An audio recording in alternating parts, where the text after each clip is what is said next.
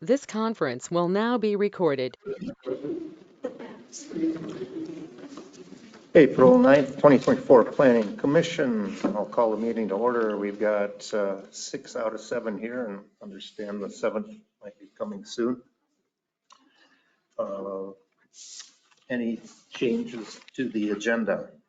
No. Is there a motion to approve the agenda? I move we adopt the agenda as printed.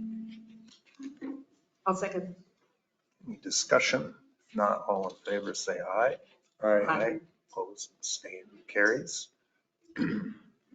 Approval of the March 12th, 2024 regular meeting minutes.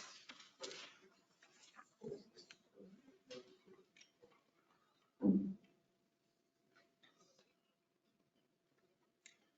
have a request to speak louder. Huh? We have a request to speak louder. All right. Get to it.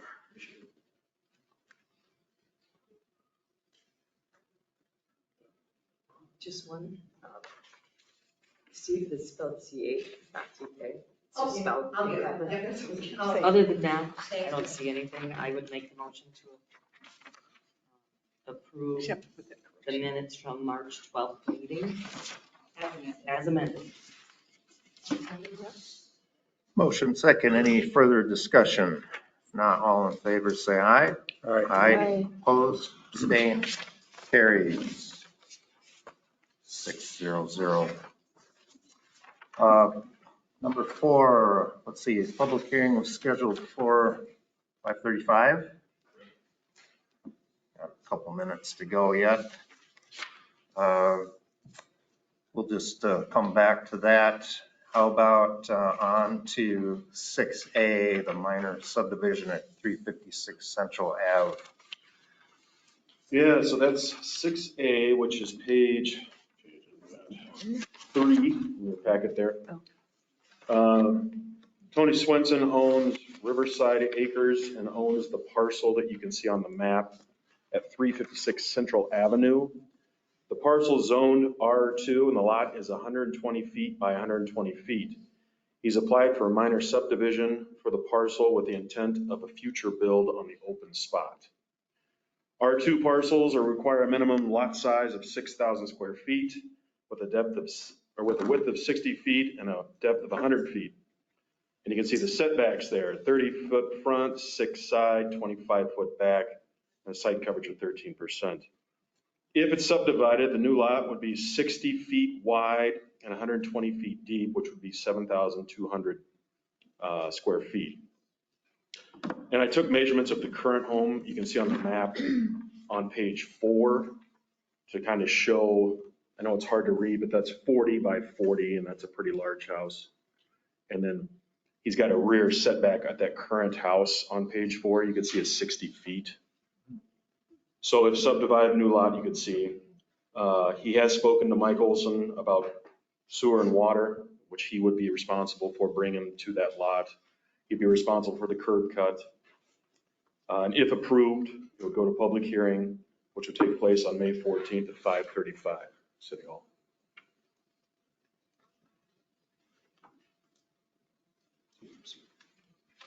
Fairly straightforward. Does anybody want to, any comments? Otherwise, there'd be a motion to schedule a public hearing.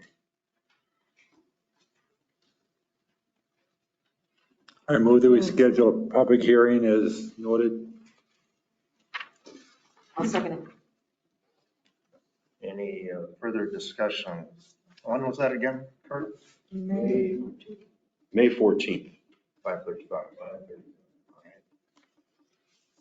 Any other discussion? If not, all in favor, say aye. Aye. Opposed, abstained, carries 600. Can we do the other public hearing? We got 1 minute before 5:35. 6B. Okay. So there's a variance, which is 6B, which is on page 4. Neil Grover, who lives at 511 West First Street, and you can see there's a map of his residence on page 5. Applied for variance to construct an addition to his home, which you can also see on page 5. The addition will be 16 feet by 22 feet on the east side of his home. The parcel is currently zoned as residential 3. The setbacks for R3 are listed there, 30 feet front, 6 side, 25-foot rear. The Grover addition has a rear yard setback of 14 feet. So if he builds that addition, he has a rear yard setback of 25 feet. He'll go into that 11 feet, if that makes sense to everybody. So therefore, he applied for a variance to allow him to build that addition. It is a unique lot, I will say that. All those lots in that area have these little squares in the backyard, but he does own the square in his backyard, as you can see on the map right here on page 5. And his addition would jet out. So this drawing, imagine it's flipped upside down, which I should have done, but I didn't think about that till right now. He's got plenty of room in the front with a setback. It's just a variance for this side addition. He's got plenty of side setback with it and everything. If I remember, all those townhouses have covenants where if you're going to do any expansion, you need to get a approval from the other owner. I don't know if that's not our business, but I don't know if you looked into that or not. It's not really up to the city to enforce private townhouse covenants, but I'm pretty sure there might be something in there. You might want to look into that. Otherwise, I suppose set a public hearing for what, same day, how many minutes later? 8:14. I said 5:40, 5 minutes later, but So 10. does that work? We can do 5:45. Last time we did this, it worked out really well. Okay. 45, yeah. Is there a motion or any discussion? Otherwise, is there a motion to schedule that hearing? I'll make that motion. Motion second. Any further discussion? If not, all in favor say aye. Aye. Aye. Aye. Opposed, abstained, carries 700. And then back to 4A. Do you want to give a little background, Kurt, before I open the public hearing? Well, as we know, Keller Bartman, I had a meeting with Mary Hamill, Brian Grudem, Ron Ziegler from CETA was there, and myself on May 6th. They're looking to build an apartment unit at the old Franson Bank building site located at 3rd Street, 73rd Street West. The unit would have 15 2-bedroom, 14 3-bedroom, and 9 studios, and be about 4 stories tall. And you can see the pictures that everybody should have there of what the site plan would look like as a possibility. It's not the final drawing by any means. Parcel is currently zoned as commercial 1, which does not have language for straight apartments. It has language for apartments of businesses, but there would not be a business in this spot, and the setbacks wouldn't work. So therefore, much like the previous Keller Bartman building was built, they rezoned that from commercial to PUDR. And you can see the minutes are in your packet there of that. The parcel is currently commercial 1 and may be rezoned to PUDR as a residential zone. If it is, then the setbacks problem will be taken away. If the parcel is purchased by Keller Bartman to build the apartment building, the city staff recommends rezoning the parcel. And the reason why we have 2 parcels listed there is that little ATM machine is its own individual parcel as well. And that makes both of them. So I recommend rezoning if this goes through from C1 to PUDR. So what's it exactly contingent on, like the tip or the grant or just the purchase? What The grant itself. It's the grant. You have to get those together. Would you mind? Yeah, they have to receive the grant and be approved for TIF for it in order for that project to fly. So if it does not go, then the zoning would go back to C1, or I believe it was C1.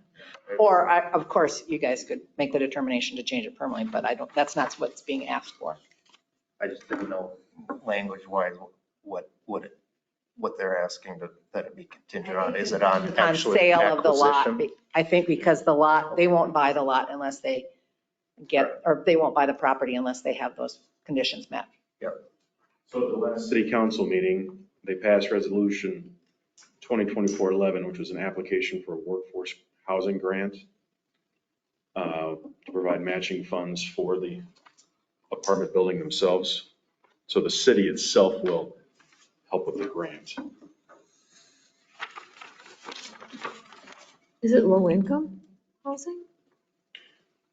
No. I can, No? what I can Okay. do is open a public hearing and get some comments, and then maybe those Oh, I'm questions sorry. can be, no, you're good. I'll open the public hearing, and so this is specifically a rezone request from C1 to PUDR, plan use development. Unit. Residential. So do we want does anybody want to make comments from the developer, or do we have other people in the room that want to have an opinion one way or the other? Or now's your chance if you want to announce your name. Yeah, announce your name. Elaborate before we go this, right in this. Connie, were you the one that asked if it was lower income housing? It's workforce market housing, and it was a program that the state of Minnesota has come up with in the last budgetary cycle, where they're bringing some of the dollars outside of the city to fund housing, because most rural areas cannot build housing, especially with the rise in interest rates. It's not feasible for the developer. So workforce housing means that a certain percentage of the units would be reserved for people at 40, or I believe it's at 50% below the median income, or 80%. It's a certain percentage of the Goodhue County median income. And they would receive a small subsidy on their loan, but it's not typical what people would consider low-income housing, where the residents don't pay for them. They're market rate rents, but the grant would allow them the ability to keep those rents a little bit more in the price range that the market is having. Maybe not the one that any of us would want to pay, because a lot of us have our own homes right now and we're like, whoa. But it still is there are market rates out there that go for that. Okay, So. thank you.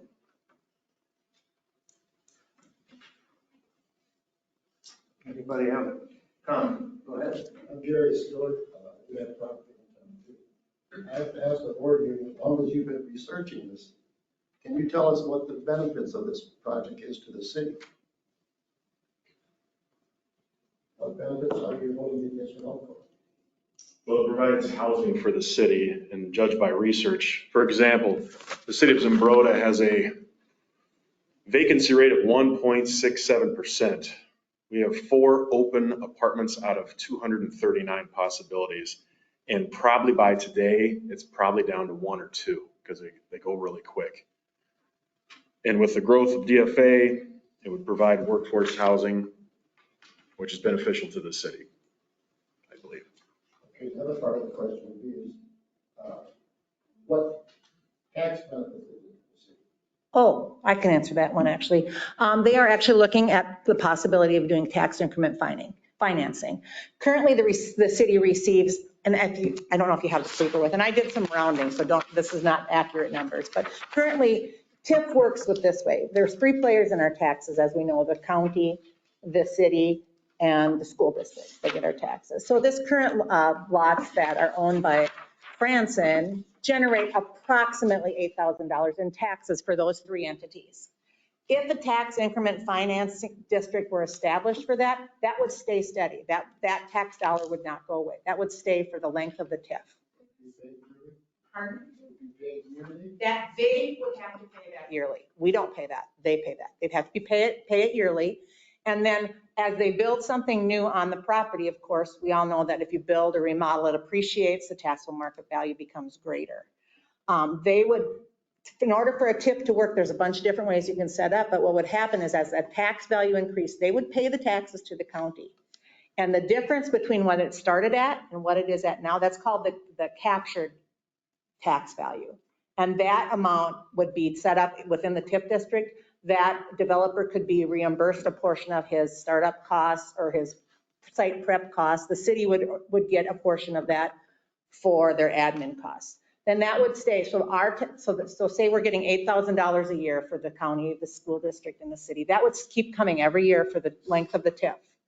After the length of the TIF is over, then the tax value would come on that $8,000 plus whatever increase it is. And there's an estimate increase of anywhere from, well, right now the killer, that apartment complex is going to bring in $50,000 to $75,000 at least a year as the tax values are coming in. Right now it's only partly on because of the timing with building cycles. So if you do a little bit of an analysis, which I came in today and did, so I just made some, stay as it is or do a TIF, so of course, if you stay as is, it stays the same. It might appreciate, somebody might buy it or remodel it. Maybe we'll have, if you keep them the same for the 26 years is what they're looking for the TIF, which is a housing TIF term, 26. So it'd stay $8,000 for 26 years, whether, we do it or not. Then on the 27th year, we would get another $50,000, or the taxable parties would get another $50,000. So it keeps us the same for 26 years, and then it increases at whatever the tax is for that. And developers it's not like the city gives them money or the county gives them money or the school gives them money. If they don't pay their taxes, they don't get their TIF. So I had a TIF years ago that called me. They had a new person and then she's like, we didn't get our TIF payment. And I said, well, you didn't get it because you haven't paid it. You have to pay it in order to get it because they have to make sure that they're making their payments. Otherwise they don't get it. And if they don't get what they think they're going to get out of it, that is the developer's risk, not the city's risk for that. Like say they think they're going to get 100,000 and they only come out with 80,000. When the TIF, when it's done at 26 years. If it pays off early, then they're done. There's a top for it that we can pay up to. So for 26 years, the city does not benefit much from tax. Stays tax as it is right now. Mm-hmm. It does, it does depreciate, yep.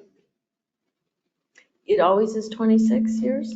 No, it depends on the district. The last one, the Keller Bartman one, the other one was 26 years. That's the max amount of time for a housing district that's allowed by state statute. Is it true they have a right after 26 years to further that? Pardon me? Is it right that after 26 years, they may have the right to continue this? No. I heard it was. No, not that would be, actually that, I'd never heard of that. And if there were, that would be a council vote and decision and they would not have the interest, I believe at this time in doing that. It might have happened once on a commercial. Maybe a commercial, but not, most of the commercials that we've had, commercial and housing are different as how they're looked at. Any commercial we've had that's extended their TIF, it's because they've done an additional improvement.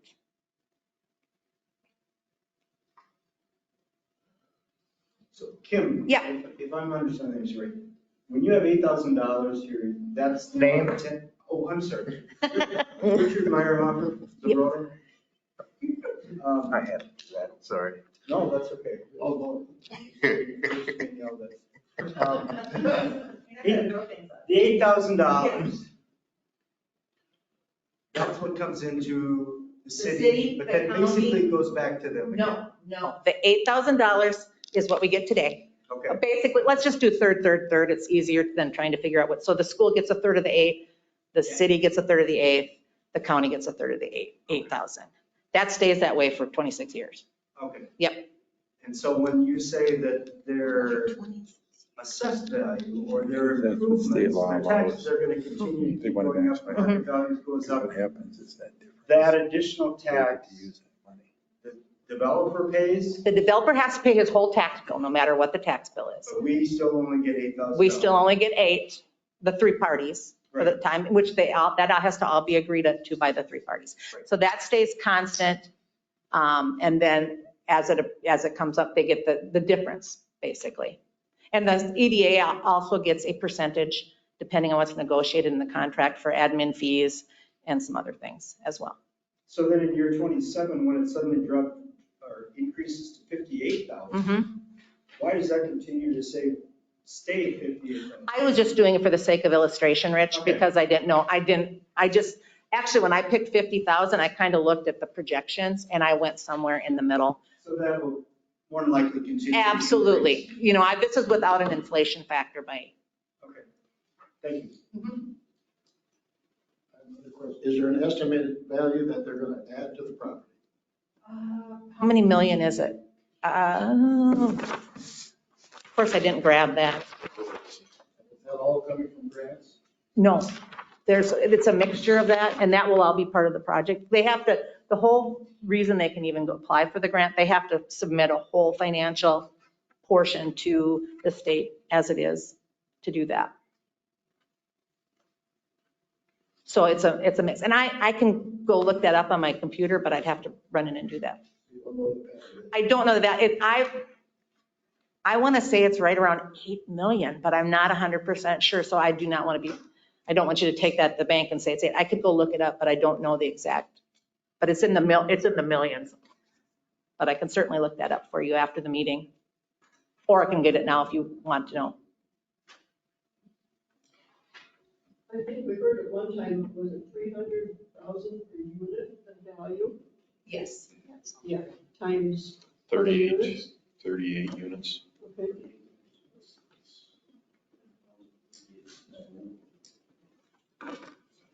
Make a question on the setbacks on a new project like this. Mark Rahami, Rhoda, and the setbacks on it and the water runoff, is the company gonna pay for the parking lot between there and the coffee bill and all the back lots back there that are gonna need runoff? Are we gonna, is that been, the sewer and water been done to back there differently, or gonna have to be? Is that gonna be a cost to us city people, or are they gonna pay for that?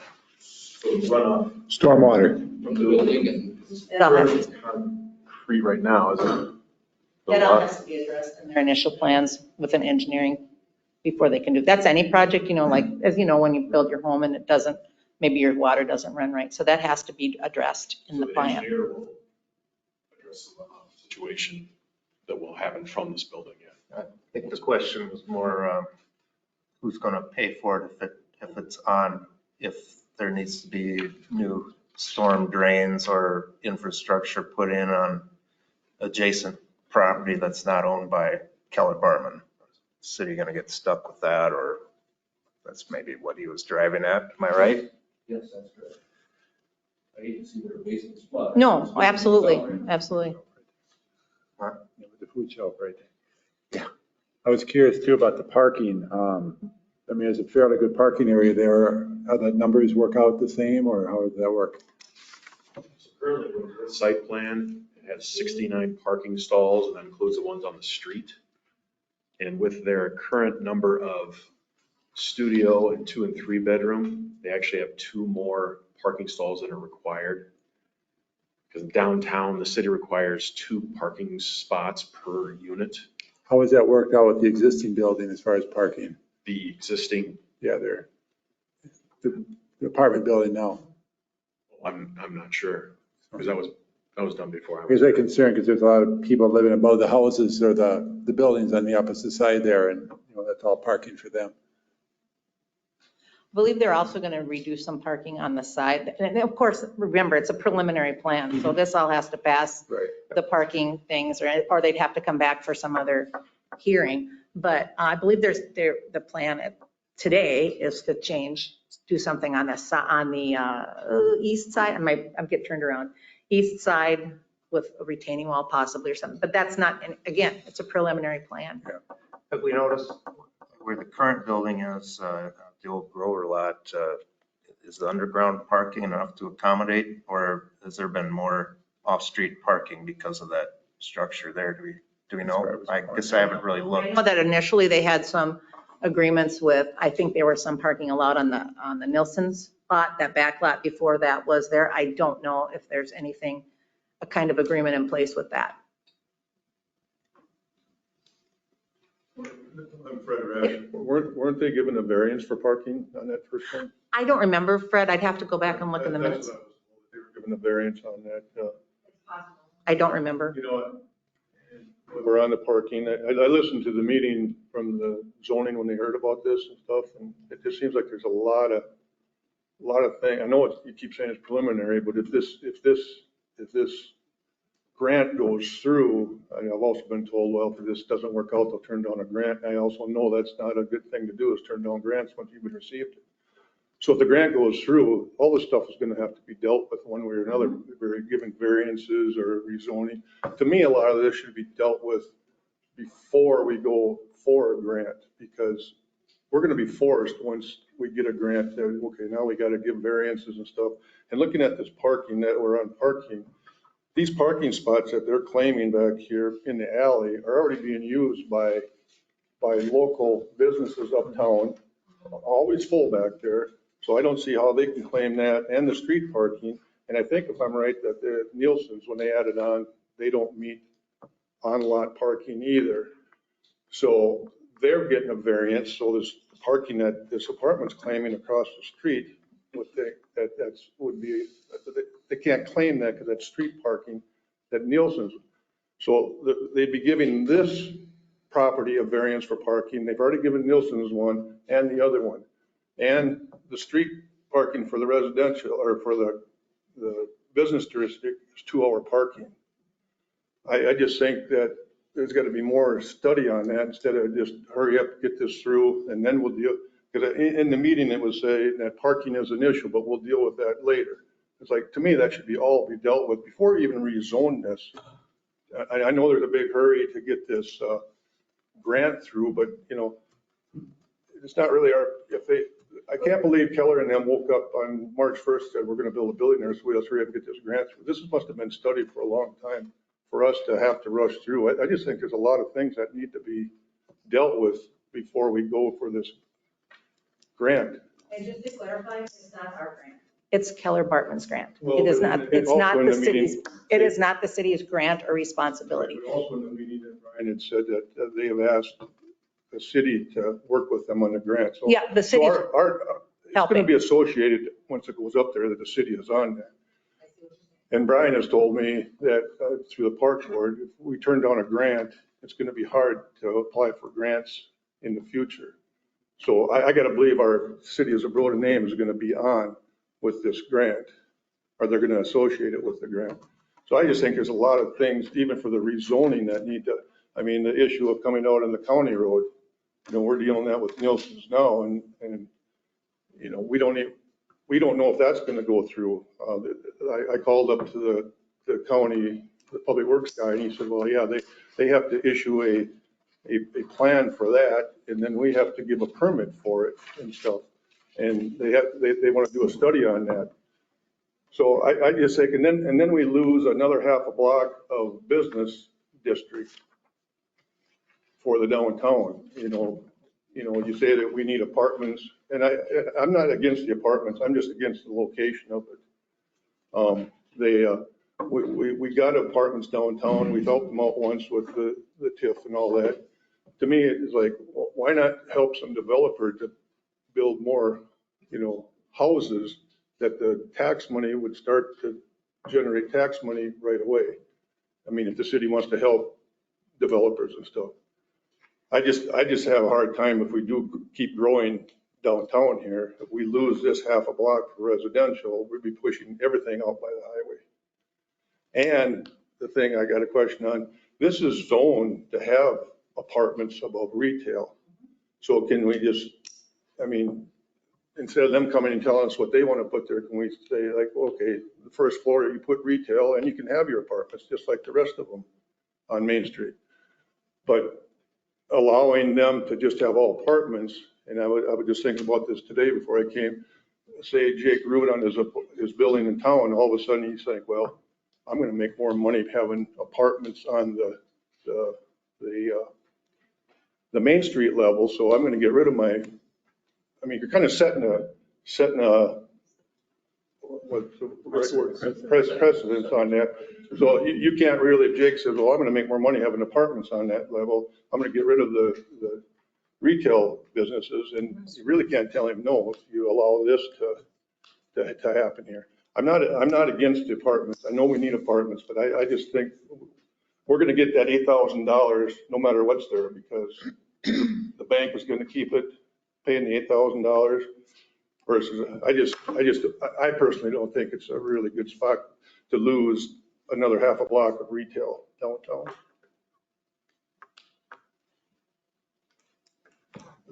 My name is Bob Hawley from Rhoda. I guess we have a building there, and my concern is the parking mainly. However, is the city planning on selling the city lot to Keller Barton also? Because the design that they have here is taking up city property, as far as I can tell. The city doesn't have any plans at this time to sell that lot. Again, this is their first concept, and I think it's kind of a stock thing, but at this point, I know that they have not talked about purchasing that at all. According to the way the lines of the drawing is laid out here, it looks like the drawing comes out of city property somewhat, at least the corners there where it kind of angles back on First Street. And we get about 18 parking spots back there now, and as Fred mentioned, they're pretty full all the time. And all the apartments above the existing buildings have to be accommodated somehow. They've been there for years. The parking's been taken care of for years on city property or wherever, and it's just something that's been there, so that may disappear. With the PUD, I understand you don't have to follow the setbacks that's typically followed, so it does allow them to use the property, but I don't think they can claim the city parking lot as parking spaces for their property. That's got to be checked on and determined how to handle the city property, because they are, according to this drawing, they're intruding on city property. Also with the water runoff, is the stormwater runoff, at least the development we're looking at in Red Wing, we can't allow water to run off that property. The new laws, as I understand it, require the water to be contained somehow before it runs off. So does that apply in this case with these properties? Do they have to handle the stormwater? There'd have to be a plan for sure. Yeah. Work with the city engineer on that, you bet. And what about the waterway underneath the property? Is that something that they'll be liable for if they build above it? I believe the goal is to not build on it, so they need to redraw this. Does the water runway on Bitter Creek, does that go underneath this bank right now Not the bank. on the street? It's kind of down the alley, kind of towards that, where the ATM is. It kind of comes in that section down there. Yeah, so it'd be the They know that. northeast corner of this drawing. Yeah. I think. My concern, as Bob, Jay from Zerota, my concern as with Bob is also the culvert area and the city, that's city property and city's easement. And if that culvert ever fails or needs to be replaced, who's liable? Who's going to pay for that shoring up and to keep the foundation from a 4-story building to hold up when you're replacing a culvert that's running either underneath or even close to the side of the building? This is a huge structure that's needing virgin soil to be on, and now we're just running into a huge can of worms on this. Also the parking, I own a property next to Bob's, and parking is always an issue, trying to keep the residents from parking on the streets when businesses have a spot for their customers to park. And you're virtually eliminating all of it and giving it to Keller Barton. And now our residents who've been there forever are going to have to park where? To stay off the street during snowstorms, or even to keep the business district at parking spaces. Those are my main concerns.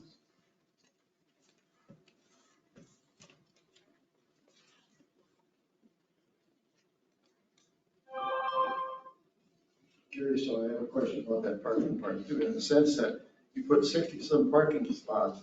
They all got to exit on the north end of this building, right into this street. and it's used by milk trucks, semis, and everything else.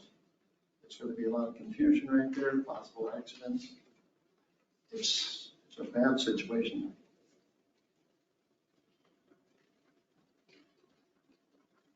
Yeah, that was also, Jake Root, I was also wondering about that as well, because they're not allowing Nielsen's to use their drive-through, and that's just as close to the county road as this exit coming out from underneath the underground parking. So I'm assuming that it's only half the county road, so we don't really have jurisdiction on that, just like in the Nielsen project. Rhoda kind of got caught off guard on that, and you didn't do their due diligence on that project, and I'm just making sure that we're doing our due diligence on all this, as far as we're following the rules and staying in line with everything that has to happen, before it gets too far gone. They already talked to them about that, Jake. What's that? I know that they've already talked to him about this when we saw the plan. I know that Brian and I don't remember who talked about the concerns with the Second Street, that they would have to address those, coming onto that. I mean, so they're talking about that. Who is talking about it? The developer's aware of it. Brian's talked to him with it. I don't know if they've consulted the city engineer because, again, it's a concept plan. So it's not, the design could change. I think it's a pretty stock plan that's kind of put in at this time for visual purposes. Do I have to state my name every time I speak? Or? No. Okay. You said they're aware of that. Who have they been talking to on the? I know Brian talked to them about that. It goes, Brian Grudem talked to Keller Bartman, that this comes out to Second Street, and exactly what Jake said, that, there's been a problem. We know that the county wants to have an encroachment. That's going to be dealt with. You're not probably going to get an act, Yep. Last Thursday, I talked to the engineer over in Red Wing, and nobody's contacted them yet about. Grant dollars, they're not going to contact anybody. Yeah, I know. Until they I can go just don't forward. think the grant dollars should, I personally don't think you should even give a temporary rezone until you have all these issues taken care of. Because once that grant goes through, then we're going to run into the same thing with. Without a temporary zone. It's kind of, it's a circle, cat chasing the dog's tail. They won't be qualified for the grant without a rezone on this. And so it's, you know what I'm saying? It's kind of one of those things. Zoning it before the Contingent upon county sale. gives you the permit. The county could shut this all down, and we've already. Well, you can rezone something. That's, you guys they can rezone something, and the county doesn't get to weigh in on the rezone. The county gets to weigh in on the entrances and exits 100% for sure. Right, but I'd say the rezone should work with the county and not, if the county isn't going to allow them to come out there, then. They'd have to figure out a way and deal with that and adjust their structure accordingly if they chose to go through with it, if they do that. Yeah, there's a lot of ifs, I would say, but it's kind of the way the process works, as far as zoning and what you can and can't do. So Rich Merrill again, if they don't get approval from this committee tonight to rezone it, they're not eligible for the grant? they cannot apply for that grant unless this parcel is rezoned. Rezone, they apply for the grant, they get the grant. It seems like there's, who's ahead here, the horse or the cart? Exactly. But that's the government? So there's no additional information we can get before they get their grant? We can't get a better plan or? You're not really voting on the plan as much as you are voting on, will you allow housing there? Okay. Now, then once they get that, it can be dialed back, which I would assume it probably would, but of course I'm assuming. So what you're just voting on is whether that lot can be a lot with housing. Okay. Now, when it comes to the plan and the layout and all that, that's further process down the line where you can address those things and approve and not approve. And it has to meet the building standards as well. So what you're truly voting on is, should it be zoned PUD-R or should it not? My guess is the developer won't want to scale it back too much because they've got their profit. But he does have to meet he has to meet the minimums by the county and the other things. Otherwise, the project can't proceed. So I agree with you there, Kim. Mm-hmm. Put the whole grant aside, Mm-hmm. don't even think there is a grant. Is this a good rezone where there's parking issues, when there's all this other stuff, taking away retail downtown? Is that a good thing for a rezone? And I agree with Kim, yeah, just put the grant aside and I just personally, he wasn't going for a grant. I just personally think it's just a bad place for an apartment with all the other parking issues and stuff that you have in that back alley. And just like Bob said, we haven't even looked into the runoff and all that. I just think a lot of things have to be decided before there's even a temporary rezone. I got a question, Mark McConaughey again. Is there a different place we can put a building like this? Can we put this out by Chevy dealer, out in that area where there's not going to be a parking issue? Can we put it out there? Yeah, it's not our choice. The developer came to us with, and so it's just how we're going with But it. if we're going to have some issues around parking and everything else, taken away from our business, maybe that's another suggestion we can make to him. Hey, let's put it out in this area, where we have less hassle with all the other. He's been suggested, yeah, we've suggested this spots as well. Like this spot. But it is kind of our choice to, not rezone and give variances to fit the building instead of fit the building to the zoning that's going on in that area. You have to rezone it. We went out there as well, because of course that's zoned commercial and industrial. And I believe the lots that are left are industrial. I could be wrong, but I believe they are. On the far, but I'm talking with current water and sewer accesses. Because that would have to have current water and sewer access within the city. Here's the story. This is directed towards the council itself. Does the council have the total say in rezoning this? Or does the city, people of the city of Sabro have any input besides these meetings?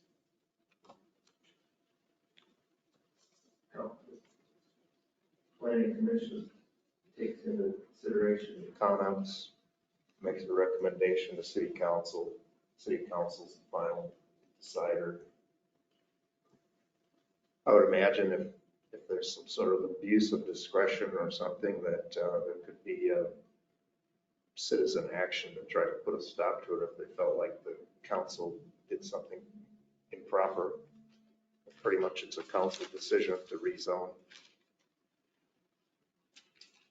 Does the city put out a petition, the people of the city of Sabro, to slow this down or stop it? Well, there is a 60-day rule.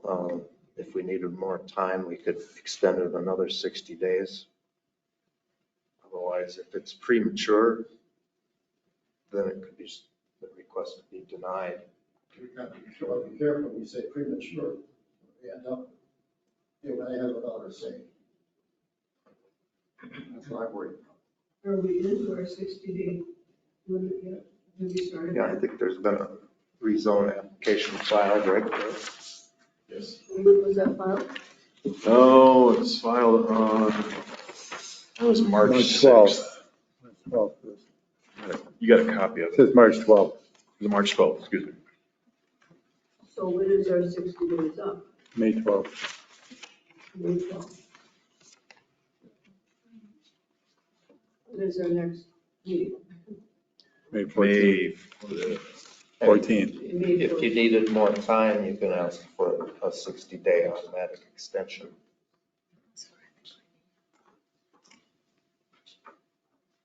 I'd like to address the council too. When I walk through the city of Zumbrota, I see a vibrant sales district that's so much different than every other town around here. Zumbrota has done a great job of bringing retail, small business to town. And right now, we're landlocked. They're landlocked as far as if they can ever add another business or something else that would accent the great retail stores, shoe stores, everything that we have on Main Street. And now there's one lot that comes available that could possibly be done. And instead of the city working to get someone in there that could add to the retail and bring even more people to town to shop, they want to add an apartment building right in the middle of downtown. And I think that's just the wrong place. There's so many places around town that are open that even overlook the river. I can think of 2 of them off the top of my head, and also the Christ Lutheran School will be coming for sale once their building is done, and that's a great spot for an apartment building that's next to the park. And I can't tell Keller Barton where to put it, but we can tell them this isn't a good spot for Zumbrota, and there's plenty of good spots to put an apartment building that are walking distance to all the businesses, walking distance to the grocery store, to the parks, that don't put a damper on small business district that we have so vibrant here in this town. And I know when Dollar General wanted to put in downtown, we voted that we didn't think that was appropriate for that area. This is, I'm thinking kind of on the same line. Mary, still, I have another question. What's gonna happen to this area with, there's likely gonna be children in this building. If it's open to people under a certain wage income, there's likely gonna be families with children. Okay, you're putting a lot of little children right in this, I say kind of a whole area. I know they got the park over there, but still, they're gonna be running the streets here. Walking the streets, whatever. That's something very worthy to look at. I just want to state that I'm not opposed to apartment buildings. I think bringing people in the community is a good plan. I just think that we need to be diligent about where we put them so we don't take away from the part that keeps the tax revenue into the Zumbrota, that pays the majority of the taxes, and that's the retail and commercial side of town. And that's what keeps the property taxes lower for the residential side, which brings in more people wanting to build because our taxes stay low for the residential side. So to take away one of the few spaces that we'd have left in the downtown for residential seems like the wrong thing. Kurt, has there been any other inquiries or economic development options for this property? Not as late. We had Brian Haugen came and spoke to us, represent the bank, talking about the dilapidation of that building itself. So if somebody was to come in, they would have to more than likely demolish the building, bathroom situations and up to code and all that. So the bank was in favor. Bank was in favor of getting rid of the building in general. Adam Bang. I don't live in town, but I work for the city, Public Works. So this is a 38-room apartment building, I'm assuming, and take 1.5 cars per household. If there's 2 people living there, that's going to put you at 70 cars. Well, there's only 33 stalls in the parking here. Granted, there's parking in the alleyway, but where's the rest of these cars going to go during a snowstorm? Yeah, we spoke about that before. I know, but we have an apartment now that the people park on the streets and we don't do nothing about the cars. We can't keep spending everybody else's tax dollars and coming back and cleaning up streets after, when there's all these cars parked on the streets all the time. Where are all these cars going to go? Where are the people going to park that are going to shop down, that are actually coming down to shop downtown? I go to Hy-Vee to get drugs, and you can't even park. You gotta park a block and a half away, and that's without an apartment building now. I mean, it's just not a logical spot for another apartment building. There's already one there. It's hard enough for people to park. And then not to mention the people that are already living in the apartment buildings. It's not a feasible spot. And if we're gonna start changing, rezoning stuff, well, why can't a commercial business go build something in residential then? I mean, it's the same thing in my eyes. I'm Mark McConaughey. I have a suggestion. Let's take Jake's idea of the Christian school that's going to be moving out. Let's present that to them of that area, have them take a look at that area and see if we could put the apartment complex there in a residential area. Can the city do that? I think that's a great idea. And if the city put forth as much effort as to put an apartment building to get a retail space in that spot, I think we could find someone to take that spot and use it for what it's used for. Like a mini strip mall? There could be anything. There could be anything. anything that's gonna bring things downtown. Find somebody willing to do it. That's the catch. Any other comments? Matt, this is Bob Holly again. Just a question. If you vote to go with the rezoning to PUD, if the grant doesn't go through and they do not build there, does it have to be rezoned back later for commercial? Or do you It's keep it contingent commercial? on that, so it just revert back. It would just revert back Yep. automatically? Yep. I see. So that's the request, that would be contingent. Curious, so I have one more comment. I'm in agreement, this area, it used to be business. I've been here 80 years in this town. This used to be a feed store down here, and this had, I don't know what was in the buildings up here were saying. We've taken up an area from 2 or 3 of these businesses that could be put back here sometime. So just remember, don't give up our business areas.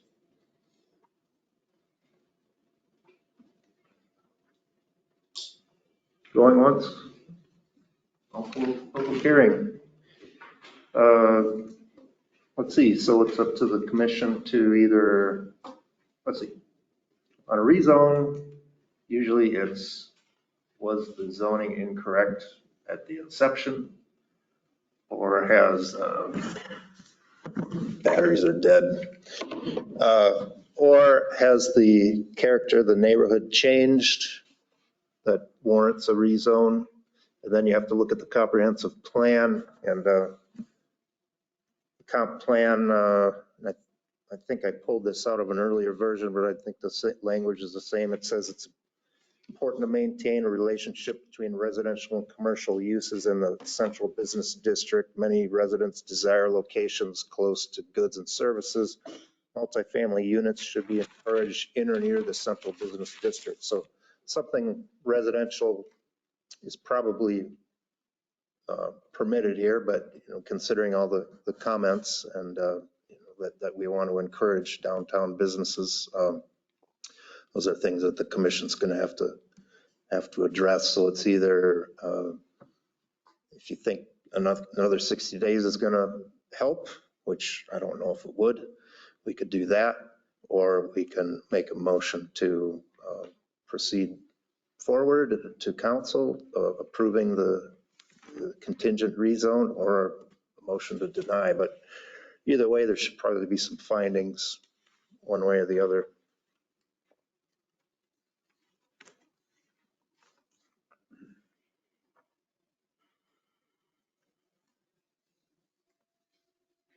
I think it's the size of the project. The size of this project is what's bringing up most objections in parking, runoff, and general access there. I guess my question is, if we were to approve conditional zoning change, would we still have like a final say-so on the plans to be able to say, this is going to work for the parking, for the runoff, whatever reasons? Oh, for sure. I mean, we're involved with a concept plan. And the PUD and the setbacks and the parking, all of that would be approved. Would have to require city approval on all of that. Yeah. But I think the gist of it is, if they get their grant, then we don't want to suddenly say no, or say, well, you got to scale back your project. So I think kind of the hinting around here is that if they get their grant, we're looking at something very similar to what they're proposing.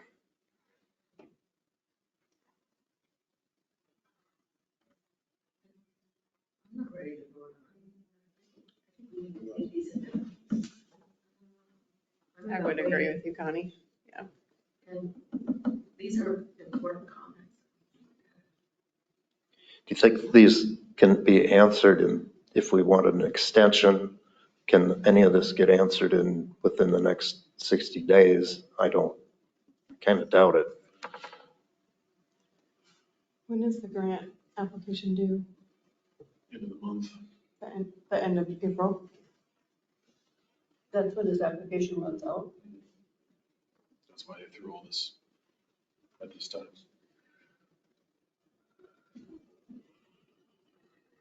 And if they don't get the grant application in at that point in time, then it's next year. I'm assuming it's an annual application. Do you Yeah, know? assuming maybe. Is that an annual? That program, the workforce housing program in the state, that's the one that they're going I to. don't know. Yeah, I'm not sure that, I think it was, I'd have to look to see if that's an annual. I don't believe it is an annual. It's not annual. I don't believe so. It was from that last, Kind of a rolling thing. no, I think it's from that last Time? surplus, when they appropriated part of the Okay. surplus from the state legislature. I believe that's what that falls into. So it's now or it's I believe so, yes. not. Okay. Well, clearly there's a need, otherwise they probably wouldn't have approached the city on this, right? Why are the other spots not desirable? What spots have they been shown? Have they been shown all the spots? What they've said is they like the downtown area. Well, sure. So does the business. They like the spot they're in now. That's what it was. Mhm.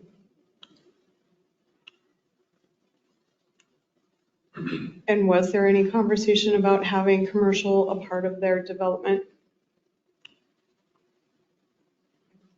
Yes, like mixed use housing. Yep. Yeah, that was part of it.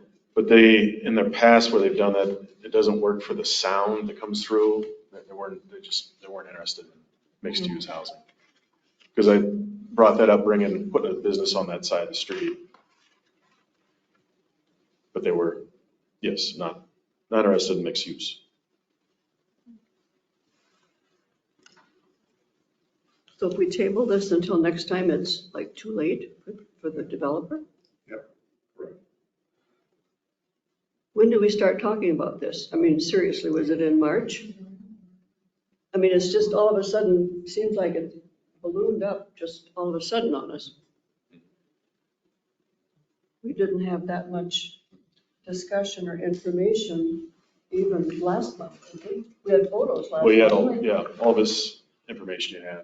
And then it went to council for the government or the grant itself. And then the public hearing obviously was set for. Oh boy, but a project this big, it seems like it's awfully quick to make us decide what to do. There are so many issues between the county road, the parking coming out on the county road, the places for the cars to park, the runoff with the water. It's a hard decision. Especially with us getting pushed, having to decide right now. I don't like this.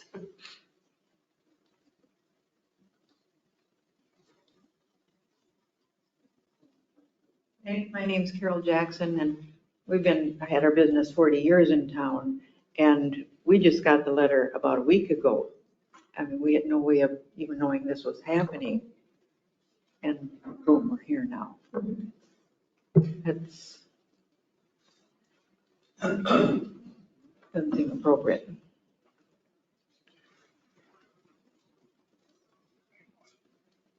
Anybody care to make a motion?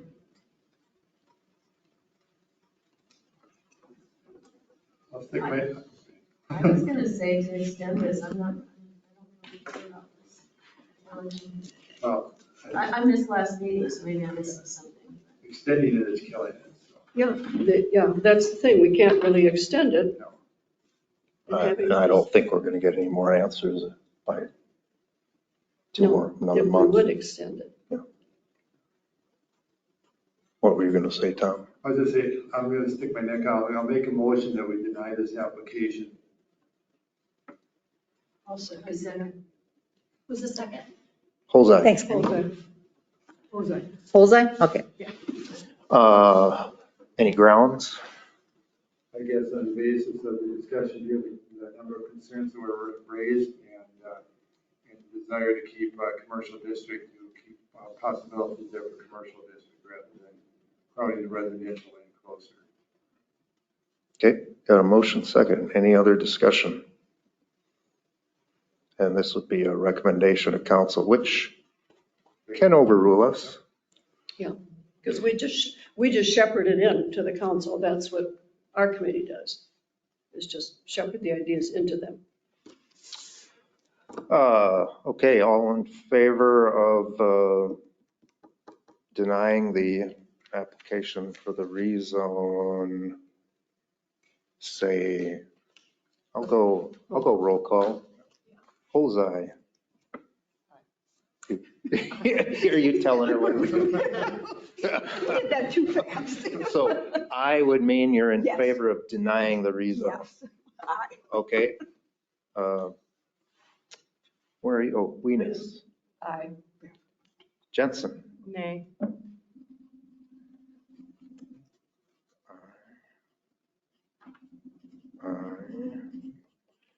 Steger.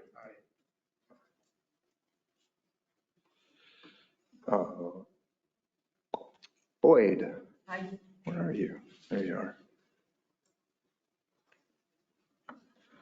Booker. I'm going to vote nay.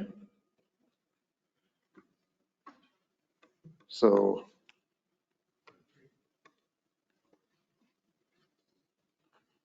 4-3 motion carries. So that'll go to council then. Thank you. Ward 3 carries 9. Denying, yep. Then, you want to do the annual report or you want to kick it down the road again? I'm good with that. All right. Meeting adjourned then, right? Yep.